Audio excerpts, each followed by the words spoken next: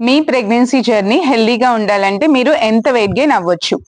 For example ఒకరు ప్రెగ్నెన్సీలో 20 kgs weight gain అయ్యారు, ఇంకొకరు ప్రెగ్నెన్సీలో 10 కేజెస్ వెయిట్ గెయిన్ అయ్యారు. ఎవరు హెల్దీగా ఉన్నట్టు?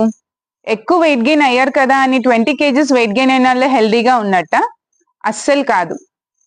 ఎందుకంటే ప్రెగ్నెన్సీలో మొత్తం 9 months లో total advisable weight gain around 10 to 12 kgs. ఇంకా మీరు ప్రెగ్నెన్సీ కన్నా ముందే కొంచెం ఓవర్ వెయిట్ లో ఉంటే total advisable weight gain only 7 to 8 kgs.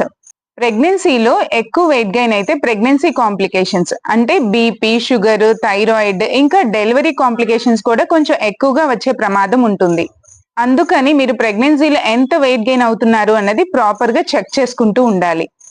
మీరు కరెక్ట్ గా ప్రెగ్నెన్సీలో వెయిట్ గెయిన్ అవ్వాలంటే మీరు చేయాల్సిన 2 important things: first healthy and balanced diet తీసుకోవటము, and second physical activity. Daily ఏదో ఒక ఫిజికల్ యాక్టివిటీ అట్లీస్ట్ ఒక 40-45 minutes ఉండేలాగా చూసుకోవాలి. Hope this information is useful.